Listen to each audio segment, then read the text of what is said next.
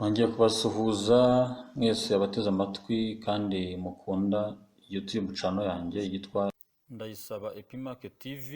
Nk'uko nakomeje kujya mbibasezeranira kenshi, nababwiye yuko uyu murongo tuzaduhuriraho kenshi kandi dukora n'ibiganiro bigiye bifitiye akamaro abantu mu buryo butandukanye, abari mu bijyanye n'ubuzima busanzwe, abantu babamo mu buryo bwa buri munsi, cyane cyane ahanini aho tuzajya twibanda kugira ngo twubake isi yacu tuyigire nziza kuruta uko twayisanze nk'uko nkunze kubibabwira.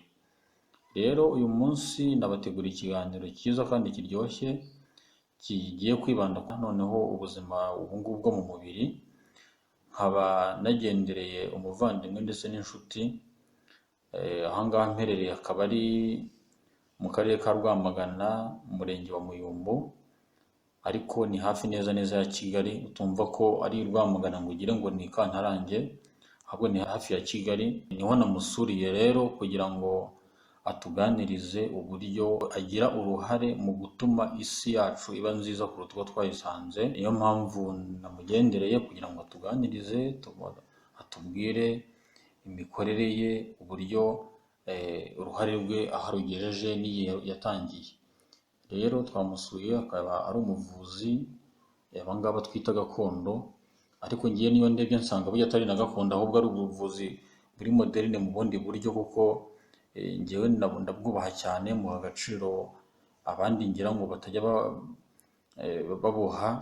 Niyo mpamvu nanafashe icyemezo cyo kuzajya kumusura kugira ngo tuganirize umumaro w'ubuvuzi bwe n'abo bumaze kugirira akamaro, kugira ngo namwe mwese n'izindi nshuti zizabimenya bazaze bamugane, bamenye umumaro adufitiye, bamenye ibyo akora, kugira ngo nabo uruhare rwe rubagereho kandi ubuzima bwabo burusheho kuba bwiza.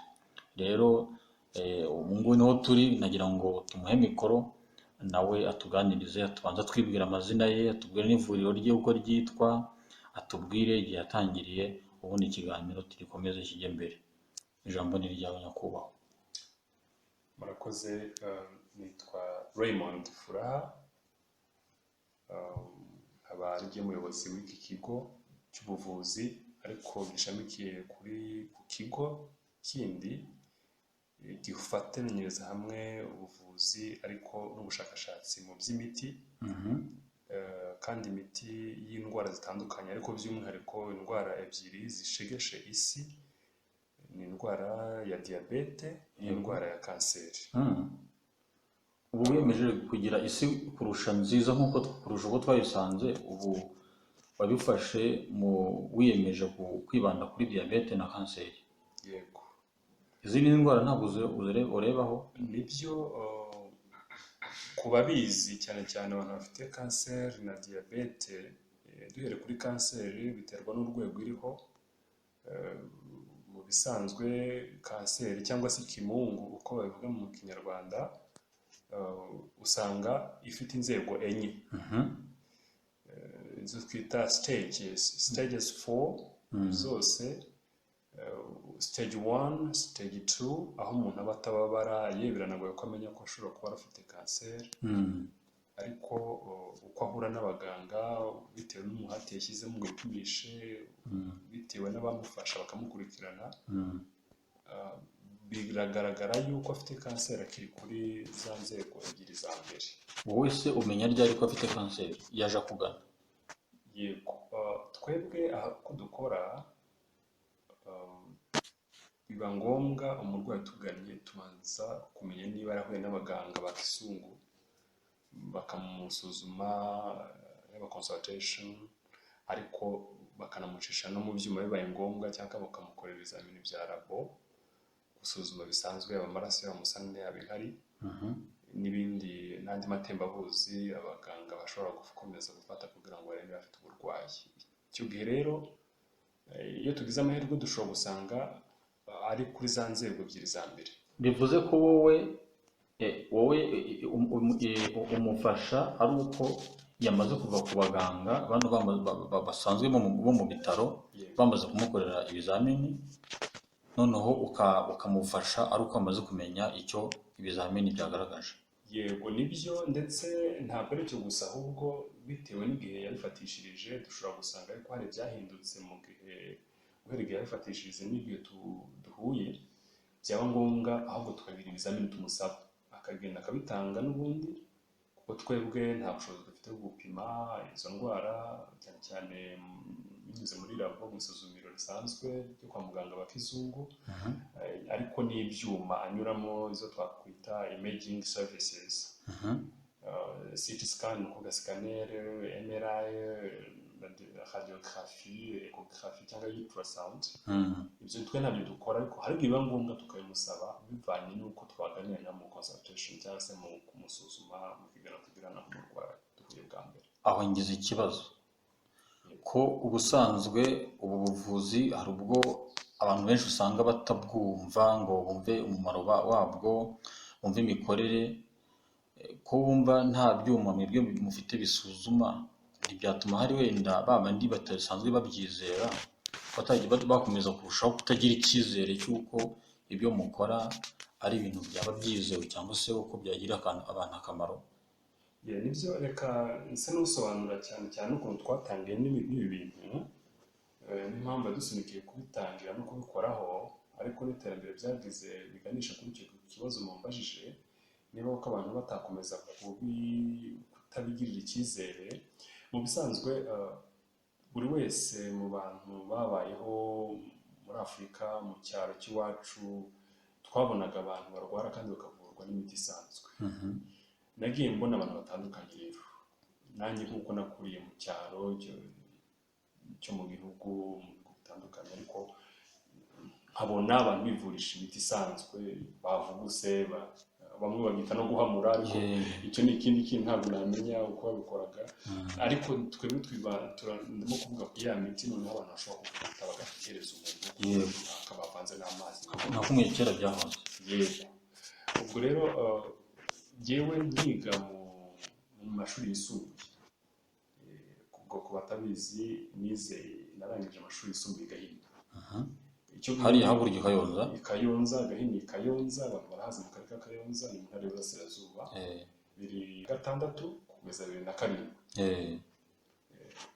Nakunda gufasha abantu rero barwaye, hari ababizi yenda n'abazanyumva bazabyibuka, ariko rwose kuko nafite ubwo burenganzira nkabona twakaka impushya tukagenda by'imafashisha mu ishyamba, hari ishyamba rya kimeza ryabaga riri hafi aho ngaho, barabavura kandi bagakira, ariko indwara zoroheje, ibyo bicurane, igifu, bababara cyane, dore ko muri segonderi bakunda kuba barwaye n'igifu cyane cyane bijyanye ariko n'imibereho yabo, ariko n'imitekerereze, kuko bari abantu b'ingimbi n'abangavu, bityo akaba ari ibintu bigenda bihindagurika mu mibereho yabo, harimo n'imisemburo igenda ihindagurika mu mpamvu zimwe cyangwa izindi, ariko n'ubuzima bushingiye ku mibereho n'imitekerereze. Ndibuka rero ko icyo gihe nabafashaga n'ibintu byinshi, ugasanga abakobwa yenda baba bara mu gihe cy'imihango, benshi twagiye tumenyera muri ubwo buryo. Batangiye bamwe rwose bakanambaza ngo mbego wize medicine, nkababwira no medicine bayiga mu university, muri kaminuza. Ahubwo ubwo nanjye ngiye kubaza icyo kibazo ko wumva bitangiye ukiga mu mashuri yisumbuye, yaba ari umurage wavanye ku babyeyi?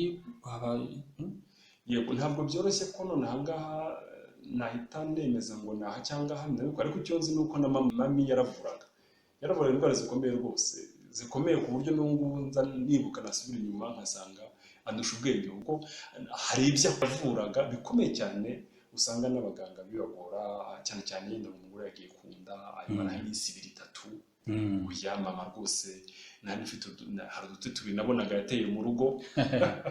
Ubwo rero nta shiti urumva ko yaba ari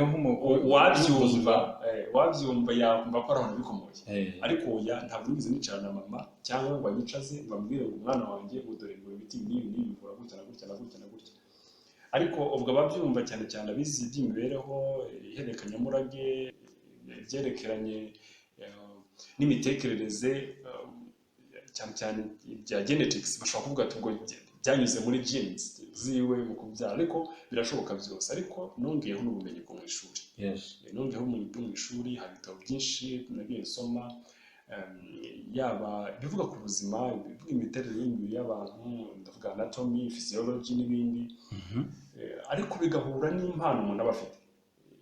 Ubwo ndagira ngo ku batwumva bazirikane yuko hari ubwo twita father of medicine. Father of medicine ni Hippocrates, cyangwa se Hippocrate ku bavuga Igifaransa. Hippocrate niwe twemera mu n'ubuvuzi bwa kizungu ko ari we ntangiriro y'ubuvuzi dufite ubu. Niwe abantu bose bagenderaho bireferaho. N'indahiro y'abaganga ba kizungu ni barahindahiro ya Hippocrate. Nyamara Hippocrate ntigeze agira mu ishuri na rimwe, nta mwarimu wamuhagaze ngo bamwigishe. Yari afite iyo mpano rero yo gusa naho burya agira nka vision cyangwa se yerekwa, ariko ni impano Imana n'umuntu muri ubu buryo, mu buryo bumwe cyangwa ubundi, ugasanga yakoze ibintu bidasanzwe. Ndetse nkiri aho ngaho abantu bakwibaza bati ku bundi ninde muntu wavumbuye kurya umwumbati? Umuntu wa mbere wari umwumbati yarabikuye he? Yawucishe muri labo kugira ngo bemeze yuko waribwa? Oya, ni ikintu kiza mu muntu, ni iyerekwa Imana y'umuntu. Hari ibyo kurya runaka utaruzi ngaho urya, yarya kuko ntabyo. None se aho ngo watuma abantu bagira amatsiko nanone, mu by'ukuri wize biki kugira ngo ugereho aho umenya ubumenyi nk'ubwo bujyanye n'ubuvuzi? Wowe ubusanzwe warize iki kugira ngo twumve niba kuko nawe byarakujemo nk'uko Hippocrate byamujeho? Yego, nibyo nari nakomeza asobanura. Ubwo igihe cyarageze ngo segondere njya kuri kaminuza y'u Butare. Hanyuma ndibuka yuko 2014 nakomeje bya bindi gufasha abantu bisanzwe ariko nitambukira. Ariko niko byagenze 2012, nza kumenya gusura umurwayi nkuko byari bisanzwe ko dusura abarwayi mu bitaro bikuru bya kaminuza Butare CHUB. Nsanga hari umugabo abantu banjyamyeho tugiye kumusura, ariko baziranye basanga arwaye kanseri, kandi kanseri y'amaraso. Ku bantu babizi n'abazanyumva bazi, bene we bazi ko namufashije muri ubwo buryo. Yarageze rwose ku rate ya 50. Ku bantu bazi kanseri y'amaraso n'ubwo ubwoko bwinshi, ariko yari mu stage 4 cyangwa se terminal stage, ni ukuvuga yari ku rwego rwa nyuma. Yego, arindiriye gupfa rwose. Cyo kora kandi bari bamaze kumuha imiti. Abantu bazi kanseri y'amaraso iyo umaze gufata imiti ntabwo umara igihe kirekire, amezi 3 benshi barapfa. Ntabwo mvuze ko hari abadashobora gufashwa n'imiti yo kwa muganga, oya, ariko abenshi tuzi bapfa mu gihe gito. Ubwo urumva ko uwo nguwo yari handi bita ngo hagati y'urupfu n'umupfumu. Nuko bimeze. Ikinyarwanda kirakomeye ariko ni nkaho nkurikije icyerekezo cyacu. Ariko ndibuka ko namufashije, kandi mu gihe cy'amezi 7 gusa ajya kwa muganga bamukora test muri Nairobi Hospital, basanga ari negative, yarakize. Umaze kumuvura? Yego, ndetse yarongera arandika urwandiko, yandikira ku kazi aho yakoraga, bari baramuhaye n'ikiruhuko, basa n'uwamuhebye, asaba ko asubira mu kazi. Niko byagenze. I Butare abantu barabizi, bamwe twiganye, abantu bamwe. Ubwo byagufasha igihe kingana iki kumuvura? Ngo biranatangaje uburyo ki ibyo namuvurishaga byari ibintu ntabasha no gukurikirana bya hafi. Ntiyaryaga neza, ntiyararaga ahantu heza, nta mwuka mwiza yabonaga. Uko guhangayikira abana cyangwa se n'umugore wabona ari umuntu uri kubacika, ibyo byose byaremaga ikirere mu mutwe we kitari cyiza, ku buryo byashoboka ko yaremba. Nta buryo buhagije bwari ufite ubwo namukurikiranagamo, ahubwo navuga kuri kaminuza ku ishuri, nkamusanga mu rugo, nkagenda nka rimwe mu cyumweru nkajya kureba uko ameze, nkareba n'ibyo nababwiye n'abategetse babikora, yaba mu mirire yaba n'imiti. Ntabwo byoroshye rero, biranatangaje uburyo kize kandi mu gihe gito. N'abaganga bamwe babizi nk'Butare CHUB batangiye gushidikanya yuko yabaye, kuko baramusanzemo kanseri y'amaraso. Ndetse bahamagara Nairobi Hospital bagira ngo teko muturebere. Agenda Nairobi Hospital bahamagara CHUB bati muturebere koko niba yararwaye kanseri y'amaraso. Basanga bose bemeranya ko yariyo.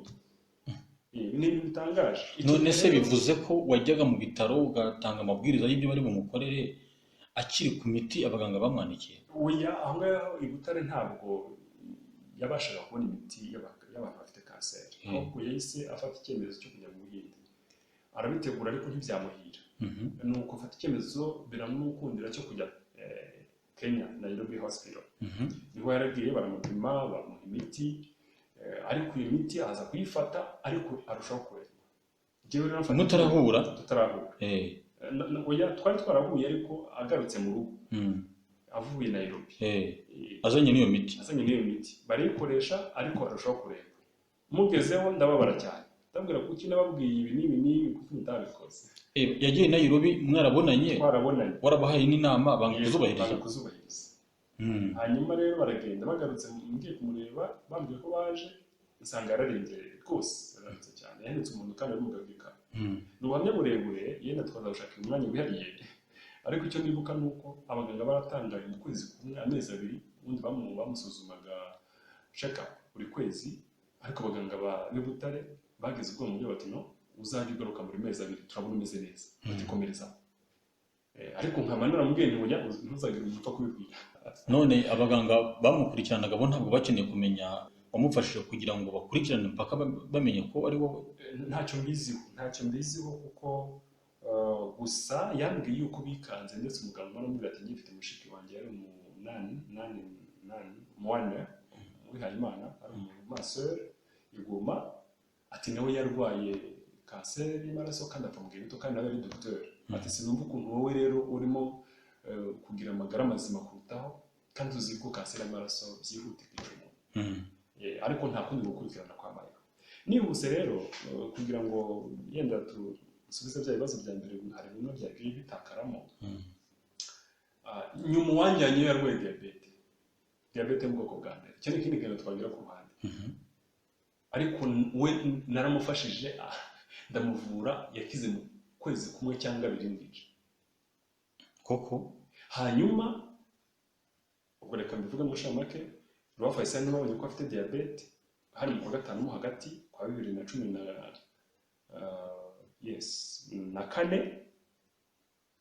Noneho ku itariki enye, kandi icyo gihe ku badukurikira bamupima bwa mbere basanze afite isukari igeze kuri 530 530 mg par décilitre ku bantu babizi byo kwa muganga. Ku buryo bavuga yuko yageze ku rugero rwa 600 abapfuye rwose, aba ari intumbi. None we yaburaga 70 ngo apfe. Yari yararemaye atabasha kugenda agenda ku kabanda, atabasha kurambura amaguru. Muri metero 10 ntabwo abasha kureba ngo atandukanye abantu, yumvaga amajwi gusa akabamenya ariko atabasha kubatandukanya ku isura. Yari yarananutse umusore w'imyaka 23 wiga kaminuza ugiye kurangiza ari mu wa 4, yarasigaranye ibiro 41. Yenda naho ari ngubu anatagamwe n'ibiki biganiro ashobora kuzimenya. Mbere bwo yari yakubwiye ko yari afite ibiro bingahe? Ntabwo yambwiye neza kuko n'ubu namukurikiranye nk'iri kuri kaminuza tutaratangira iby'ubuvuzi, ku buryo nta makuru ahagije negeranije yiwe, ariko aracyana harakomeye yazabyivugira. N'ubu muravugana? Turavugana nta kibazo iyo ari ngombwa, cyane iyo hari abantu bambaje bati se hari umuntu wafashije ku buryo twakubigirira icyizere ko wadufasha natwe. Yego. Noneho we rero bahita bamutangiza insuline, inshinge. Ni sembura gutera imiti kwa muganga ifasha kugira ngo isukari yawe igabanuka mu maraso. Amara ibyumweru 5. Ndibuka rero avuye mu bitaro nibwo namusuye ndamubwira no ibisimbyemeye ukwiye gutanga imiti. Arabihakana nawe ati ndabizi ko afashije kanaka ariko ibyo byihore ntabwo bishoboka. Ariko byarangiye anyemereye kuko ku ruhande rumwe yaranyiringiraga ko yabonye ibyo nafashije abandi ariko tunigana no kuri kaminuza. Yego. Bituma rero yemera ubufasha umuntu namuhaye, namwigingiraga dore ko nari namwemereye yuko ibiguzi byose bisabwa n'ingenda byishyura. Nubwo byari bingoye nkora kure ariko namuherezaga imiti ikamusanga ku ishuri Butare. Ndamubwira uburyo azagenda abikora, uburyo atazahagarika insuline yitera, inshinge yitera, ahubwo azagenda agabanya urugero rw'umuti yitera. Birangira ko abikoze arabinyemerera. Ndetse namubwira ngo kuzajya wipima mu gatondo na nimugoroba uzajya nyabuna wandika. Yego. Uko ibipimo byo ufata niba bigabanuka cyangwa byiyongera. Ndavuga by'isukari mu maraso. Hanyuma uzufate n'imiti yacu, ntabwo bizirana niko namubwiye kandi kuri koko. Imiti yo kwa muganga ni yacu itunganije mu buryo busanzwe, kuvuga muri kamere yayo. No kuvuga imiti idahindaguwe cyangwa igira ibyongerwa mu cyangwa kurwamo binyuze mu bushakashatsi n'inganda zikora imiti. mu mwimerere wayo. Ubwo nirinze yenda bamwe uko bavuga bati kuvuguta no guhamura oya, ni ugutunganya. Hari uburyo bikorwa kandi n'abandi bari gukora no ku rwego mpuzamahanga, uburyo ki ubuvuzi gakondo bushobora gutunganya ngo bugakorerwa neza, gukorwa neza, isuku, urugero no gufata, gukurikirana umurwayi, imikorere y'umuti mu mubiri w'umuntu bakakiza, kuko bibaho rwose. Yabikoze atyo rero, naramubwiye nti uzajya ubona isukari igabanuka mu maraso, uzajye ugabanya urugero rw'umuti witera wa insuline, ariko ukomeze n'aya miti yacu yanjye namwohererezaga. Abikora atyo, nubona igabanutse uzagira ubwo ureka insuline burundu, ubu usigarane ku miti yacu gusa. Imiti yacu igihe kiragera ahagarika insuline, akomeza imiti yacu. Nayo nubona isukari igabanuka, nayo izagenda ugabanya urugero uyifataho, dosage. Hanyuma kugeza ubwo noneho nayo niba ngombwa uzayihagarika ubonye isukari itazamuka. Niko byagenze ku itariki z'ukwa munani uwo mwaka n'ubundi byarangiye, imiti yose yari ihagaritse, yaba iyo kwa muganga yiteraga, yaba n'imiti yacu twamuhaga, kandi isukari rwose ijya ku rugero rwiza, ahubwo biriya mpamvu itangira kugwa hasi. Yagiye kwa muganga icyo biro Faisal arabwira ati nahagaritse imiti, ariko ntibabishima, ariko birangira akomeje wa murongo namuhaye. Icyo gihe rero guhera mu kwa munani ku itariki enye kugeza mu kwa 11, ahubwo yarwanaga no isukari iba nkeya mu maraso. Akambaza, telefone zari zaraje kandi yabaga mu buzima bubi cyane, n'umuhangayiko mwinshi, ubwabyo byashobora kumutera diyabete, ariko nyamara yakomeje kugabanuka, ahubwo ikagwa muri ipo, ni ukuvuga ikaba nkeya. Yambaza nk'ubwano, nibigenda gutyo uzajya ufata icunga rimwe cyangwa se n'umuneke umwe gusa, kugira ngo yongere izamuke gato, kubera ubukana bw'imiti bwatumaga igabanuka cyane. Ariko imiti yari yarayihagaritse n'ubu muri aya mezi 3 yarwanaga n'uko ubwayo mu buryo buri natural, imiterere y'umubiri wiwe, isukari ye yageraga hasi rwose. Yafata iryo cunga cyangwa umuneke ikazamuka igera ku rugero rwiza. Yarwanye n'izo mpinduka. Mu kwa 11 umubiri wari umaze kwakira izo mpinduka zose, isukari imaze kugira ku rugero rwiza, ntigeze ihinduka, ntigeze ijya hejuru, ntigeze ijya hasi, ngo twemeze niba afite kanseri, diyabete y'isukari nyinshi cyangwa isukari nkeya. Guhera 2014 uyu muntu ni umusore, afite imyaka irenga mbaze ishobora kuba ni 30 yuzuye buriya, ni muzima. Igitangaje ni uko nkurikije ubuhamya bwiwe bw'umubiri bisanzwe, ni uko ahubwo ya miti yamuremyemo ubudahangarwa budasanzwe, aho umubiri ubasha kwirukana na virusi zitandukanye, harimo na hepatite B. Ubwo nawe yarayanduye, ariko agiye kwa muganga basanga umubiri we warayirukanye. N'ubu muravugana? N'ubu turavugana, bibaye ngombwa ko nababwiye. Kuva icyo gihe ntabwo arongera kukubwira ko hari uburyo atameze neza, hari uko yumva kudasanzwe, byagira n'isano n'uko yarameze icyo gihe? Nagiye mubaza nkanamushishikariza ntiyabona ujya kwa muganga wongere usuzumishe ukurikirane bidashobora kuzagutungura. Ariko rimwe aranandakara ati oya, ngewe nzi ko nakize, kandi koko kuva icyo gihe kugeza n'ubu yewe nta n'igicurano nararwara. Nshuti bavandimwe rero, ngira ngo namwe murabyiyumviye yuko uyu muvuzi yaje ari igisubizo kuri benshi. Mwumvise uburyo avura indwara ahanini twajyaga dutekereza ko zitabasha gukira, ariko murabyumvise neza abo yagiriye akamaro, kandi n'ubu baracyahari. Ubwo rero nabashishikariza gukomeza kuba mukurikirana ibiganiro byacu tuba twabateguriye. Iki ni igice cya mbere, n'igice cya kabiri kiri bugufi, muzakomeze mube hafi kugira ngo muzakurikirane mwumve imikorere ye neza. Icy'ingenzi ni ukubyumva no kubyizera, hanyuma mugatera intambwe mukamugana abafite bene ubwo burwayi bwananiranye, akababera igisubizo, kuko burya Imana yaduhaye ubushobozi, kandi kugira ngo tubukoreshe ibyari bikomeye tubigira ibyoroshye, kandi nizera yuko mu kwizera kwacu bizagenda bikunda. Ubwo rero reka dusoreze aha ngaha, mbashishikariza gukora subscribe no gusharinga no kuduha comments. Ubwo mu gukanda subscribe ni ukujya wibuka ugakanda kuri ka kazogera, kugira ngo igihe dushyize ikiganiro gishyashya ujye wihutira kukibona uri uwa mbere. Kandi nk'uko mbibabwira, ni uguterana inkunga kugira ngo isi yacu tuyigire nziza kuruta uko twayisanze. Murakoze, naho ubutaha, ciao ciao.